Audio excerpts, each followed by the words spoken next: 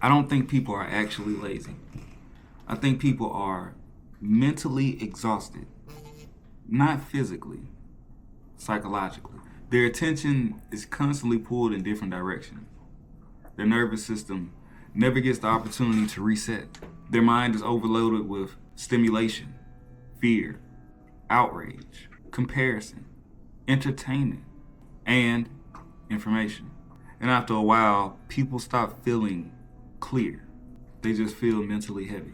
And by the end of this video, you'll understand where that heaviness comes from, how to identify it, maintain awareness around it, and combat it, and adapt, and live your life despite the direction the world is trying to take you.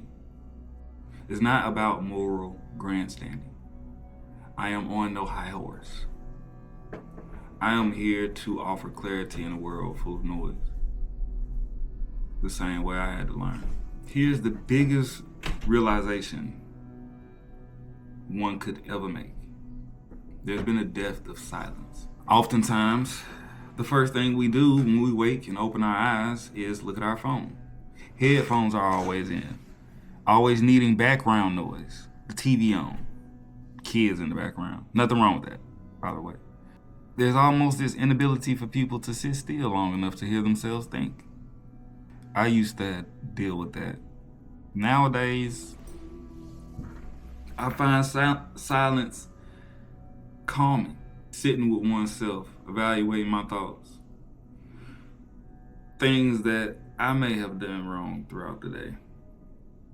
Or choices I could have made better. How to improve my character. Was I kind to someone? Not overwhelmingly nice, just kind. A little kindness goes a long way. Through silence, I found a level of clarity I did not know was possible at one point in my life. The world is so loud these days. We hear everything that's going on about everyone else's lives. It becomes an escape. We don't have to think about ourselves anymore because we can easily get online or hear about a story of someone doing worse than us. On the opposite end of that spectrum, you're always hearing about someone doing better. So there's a innate need to compete. Humans are competitive. Why do you think we have the Olympics? That's another subject for another day. A lot of people are not afraid of being alone. They're afraid of hearing themselves think. When was the last time you truly were alone with your thoughts, with no background noise? No headphones, no music, no TV on, no game chiming in the background. Silence. That's when shit starts to get real.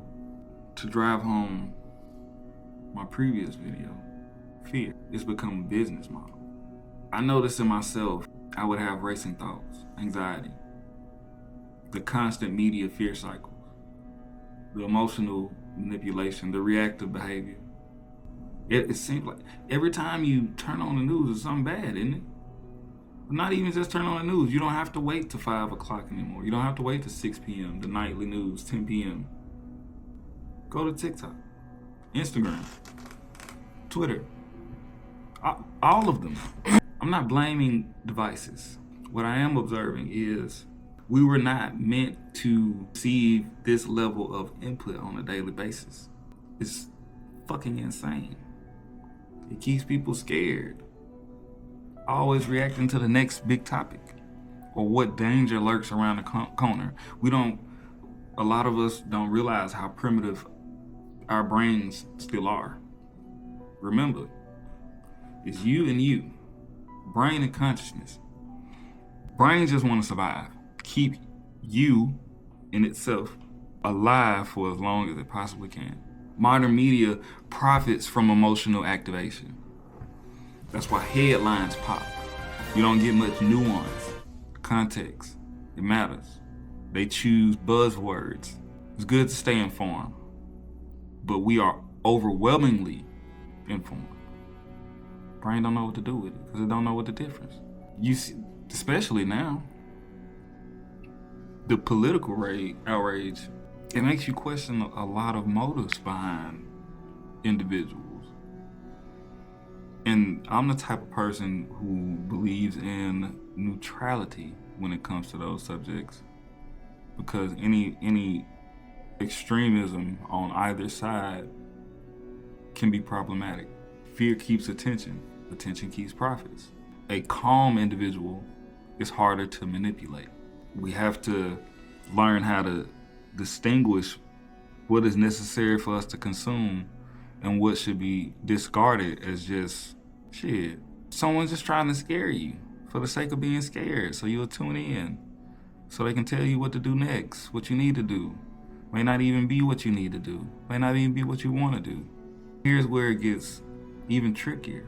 People are emotionally investing in digital personalities and artificial conflicts because modern life lacks grounding for them. We are witnessing the extreme rise of parasocialism, celebrity obsession. That's number one. Craziest thing I've seen lately, the whole Megan Thee Stallion and Klay Thompson thing. Some chick said, and I quote, "Megan, I wish it was me that got cheated on, so you didn't have to deal with that." Now, Megan don't know this woman. Megan Thee Stallion don't know this lady either. Probably never will. Chances are high. I'm not gonna say never. Never say never, they say. So I say probably. That is insane. We don't do that here. To try and live through the lives of people who could honestly care less whether you live or die. Attachment to influencers, having them tell you how to think, following their every move. Back in the 80s, they used to call this type of shit cults. Online tribalism, rage farming. You have pages that are strictly to make you mad and keep you mad all day, every day. And you don't even realize you keep going back. I've done it. I said I had to stop arguing in the comments about nonsense. Shit crazy, man. Some people know more about internet personalities than they know about themselves. How can you comment on someone else's life when your life ain't even together? Or internalize relationships that you never be a part of. People put images online, false narratives. People are emotionally defending strangers, defending people who will walk right past them in public. Rage has become entertainment. And we all know the internet rewards emotional reactions more than anything. But we keep coming back. I have to lessen my time on these devices, especially diving into the realm of content creation. It can be a thin line to try and navigate. I always tell you the key is awareness. Now, we've heard this term a lot lately, overstimulation. Constant stimulation fragments attention and damages self-awareness. It's okay to be bored. I had to learn that. Boredom can be good. There's no need to always be doing something. You can pause, reflect before acting. That's always good. I struggled with that for years. Oh, I'm bored, I gotta find something to do.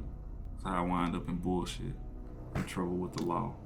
It's not worth it. Mental fatigue. The mind feels so tired these days. Everything is weighted. It's the dopamine loops. Emotional impulsiveness. People have the attention spans of fleas these days. New trends pop up everywhere you look. Sheep-minded thinking. My boy Rick Sanchez always says, this is my favorite quote, cartoon or not, I don't give a fuck, it makes sense to me. Don't be sheep, think for yourself. Think for yourselves, don't be sheep. You don't need to be stimulated 24/7.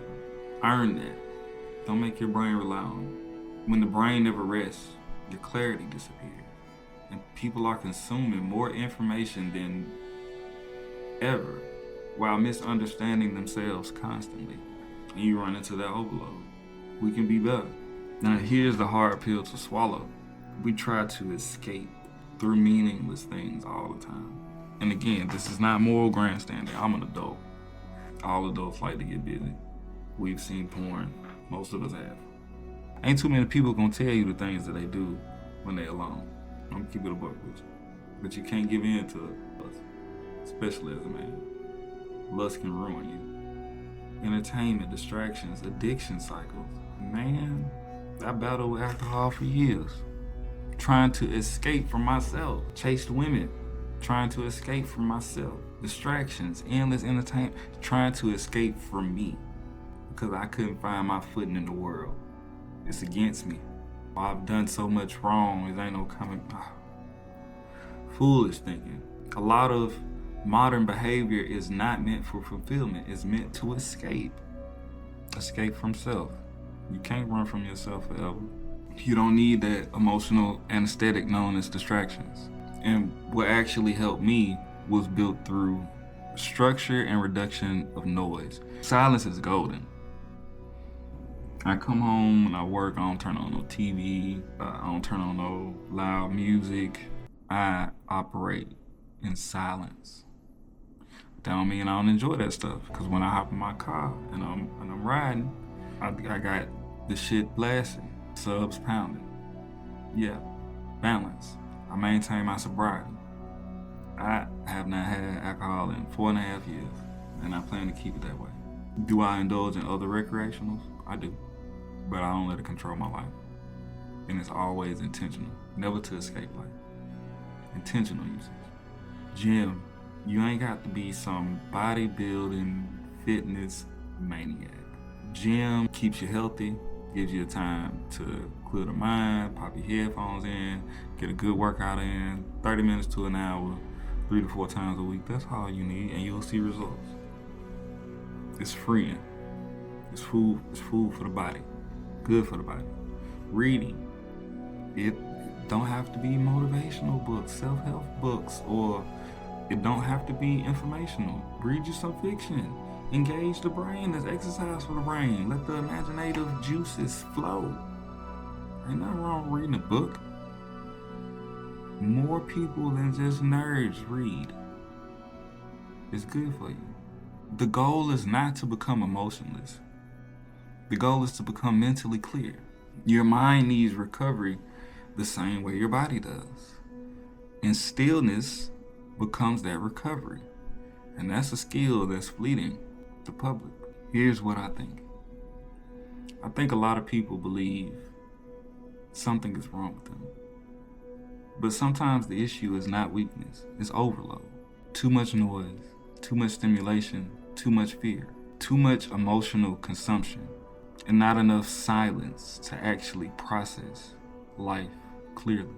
Modern humans are constantly connected, but rarely are we mentally present.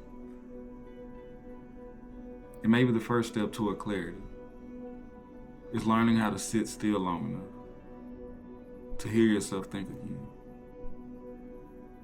If you're tired of noise, subscribe to reality.